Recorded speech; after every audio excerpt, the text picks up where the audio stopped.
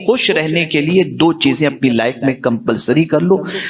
मुझे याद आ रहा है कमोबेश 100-150 साल पुराना एक वाकया, तक़सीम हिंद से पहले का वाकया है गालिबन।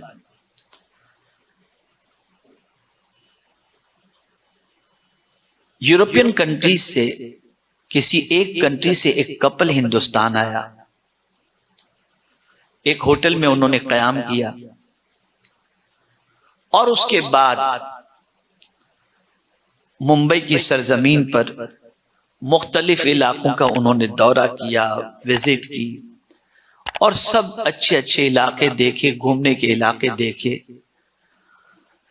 उसके बाद गाइड से उन्होंने कहा कोई ऐसी चीज जो रह गई और हम न देखे हो हमें बता दो।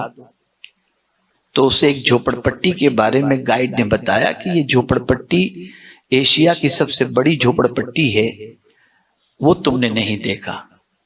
तो गाइड को उन्होंने पूछा कि झोपड़पट्टी कैसी है, तो उन्होंने बताया कि भाई झोपड़पट्टी की पोजीशन ऐसी है कि बहुत तंग कमरे के अंदर, तंग गलियों के अंदर फैमिलीज रहती हैं, छोटे छोटे कमरों के अंदर, उनकी जिंदगी बड़ी अजीब है।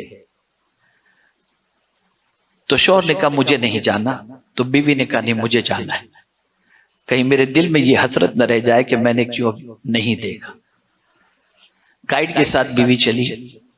जैसे झोपड़पट्टी में एंटर हुई तो आप जानते हैं कि स्लम एरिया के अंदर इतनी तंग गलियां, बच्चे पेशाब कर रहे हैं, अंदर कमरे के अंदर लोग बनियान उतारे लुंगी के अंदर पड़े हुए हैं, गर्मी हो रही है, अजीब सिचुएशन होती है। आप जानते हैं मुंबई के रहने वाले, मुझे बताने की जरूरत नहीं है।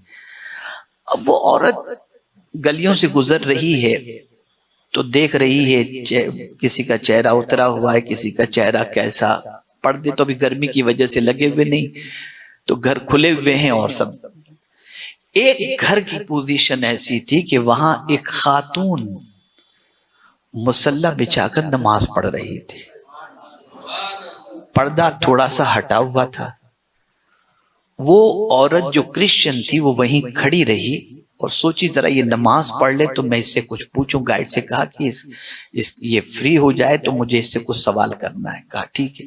वो जैसे ही सलाम फेरी तो सलाम फेरते ही जो है वो गाइड ने उस खातून से पूछा कि क्या पूछना चाहती हो। बोले मैं इसके चेहरे पे सुकून देख रही हूं, तो सिर्फ ये जानना चाहती हूं कि जितना इसका कमरा है उससे कई गुना बड़ा तो मेरा बाथरूम है, लेकिन मैं परेशान हूं इस तंग घर के अंदर इसके चेहरे पे जो सुकून नजर आता है वो सुकून हमारी जिंदगी में नहीं है। तो आखिर क्या इसके दिमाग के अंदर चीज है जिसकी वजह से वो इतनी मुतमईन है और इतनी खुश है, जरा इससे पूछो। जब उससे पूछा गया, गाइड ने जब पूछा, अब उसका जवाब सुनिए।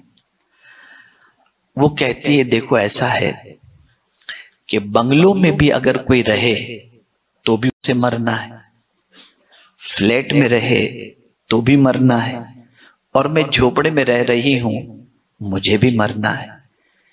असल खुशी दुनिया की नहीं, तवज्जो चाहूंगा, असल खुशी दुनिया की नहीं। अब तुम जानना चाहती हो कि मैं क्यों खुश और मुतमईन हूं। रीजन सबसे बड़ा ये है कि मुझे अल्लाह ने ईमान की दौलत अता की है, मरूंगी तो अल्लाह मुझे जन्नत की नेमत अता फरमाएगा। उस परमानेंट खुशी के तसव्वुर ने मुझे यहां पर मुतमईन कर रखा है। ये एक चीज है, हमारे पास वो चीज मौजूद है फिर भी हम बेचैन हैं।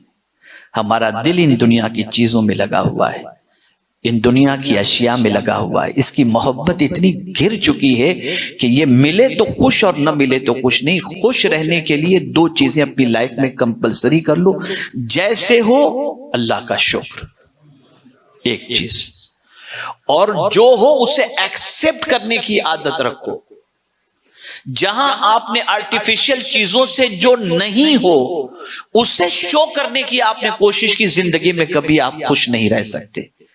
ओरिजिनलिटी के अंदर अल्लाह ने सुकून रखा है, नेचुरल में अल्लाह ने सुकून रखा है, आर्टिफिशियल में कतई तौर पर नहीं रखा। इस चीज को समझने के बाद अब मैं एक ऐसी आयत की तरफ आपकी तवज्जो को मबजूल कराऊंगा जिसके अंदर आप समझ जाएंगे एक बड़ा अजीम तसव्वुर अल्लाह ने अता फरमाया है। बहुत सारे लोग बहुत सारी चीजों के मिलने पर या बहुत सारी चीजों से महरूम होने पर अफसुर्दा हो जाते हैं, उनकी खुशी रुखसत हो जाती है। कुरान और कुर्बान जाइए कुरान की इस आयत पर, एक साइकोलॉजिकल इंसान की तरबियत ये आयत कर रही है।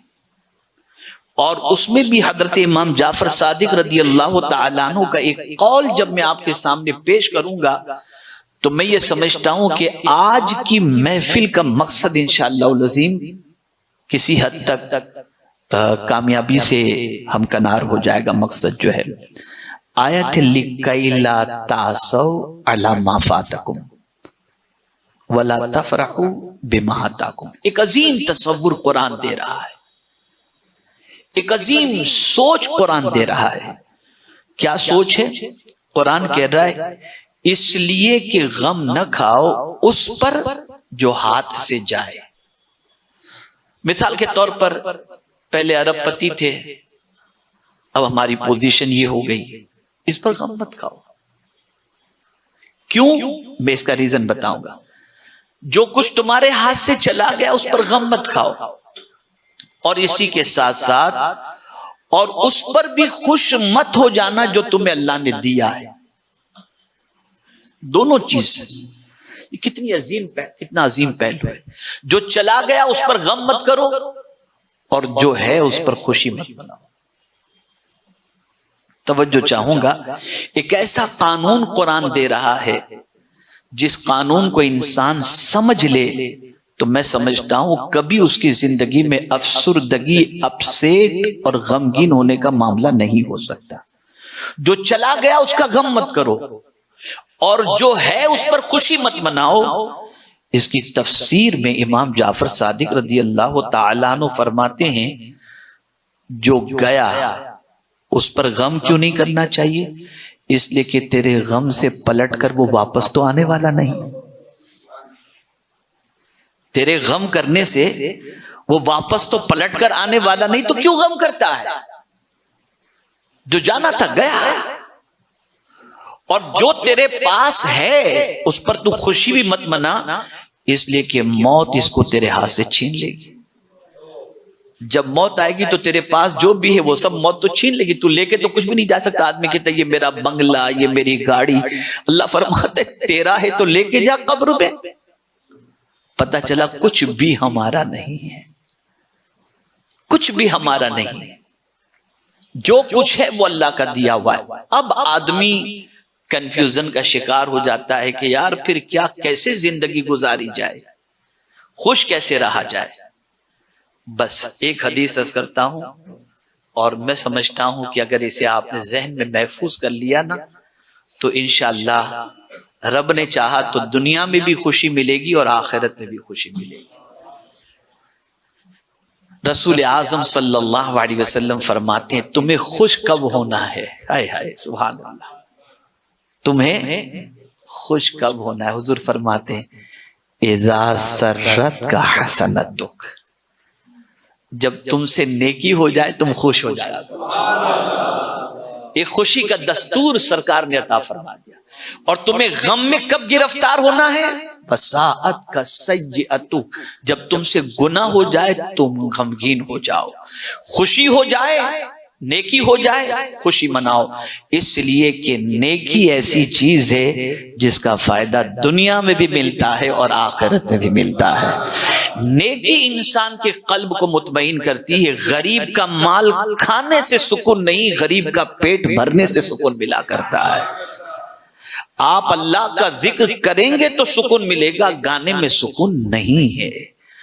आप किसी परेशान हाल की मदद करेंगे तो सुकून मिलेगा, आप किसी इंसान को परेशान करेंगे तो सुकून नहीं मिल सकता। जब जब अल्लाह का जिक्र करेंगे तो आपको सुकून मिलेगा। और बड़ी प्यारी बात मुझे याद आ गई, बड़ी प्यारी बात, खुशी वो है जिसे याद करके भी खुशी हो। आप हज करने गए, वापस आ गए, क्या कहना, क्या अरफात का मंजर था। याद आ गई वो चीज, फिर भी आपको खुशी हो रही।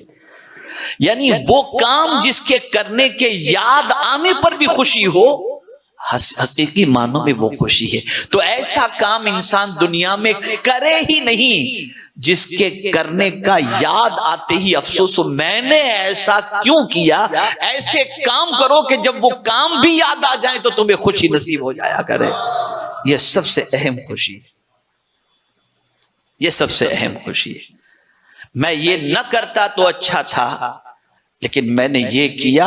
यानी दोनों पहलू को आप देखें। और इसे हुजूर सल्लल्लाहु अलैहि वसल्लम ने फरमा दिया, इदा सर्रत का हसनतुक, नेकी करके कभी इंसान को गिल्टी फील नहीं होता। हर बार नेकी याद आती है, अल्लाह तेरा शुक्र है मैंने रमजान में इतने कुरान खत्म कर लिए। वो जमाना कितना अच्छा था, मैं ताकत व तवानाई वाला था, खड़े होकर नमाज पढ़ता, सजदे किया करता था। आदमी जब जवानी में ये सारी नेकी करता है तो ये नेकी याद करके उसे खुशी होती है।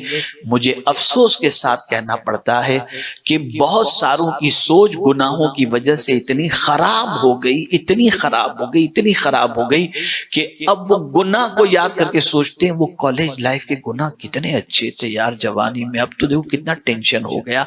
ये उनकी खबासत बातिनी का नतीजा है। एक आक़ाए करीम सल्लल्लाहु अलैहि वसल्लम ने दस्तूर अता फरमा दिया, जब तुमसे नेकी हो तुम्हें खुश होना चाहिए, और जब तुमसे गुनाह हो तब तुम्हें अफसोस होना चाहिए।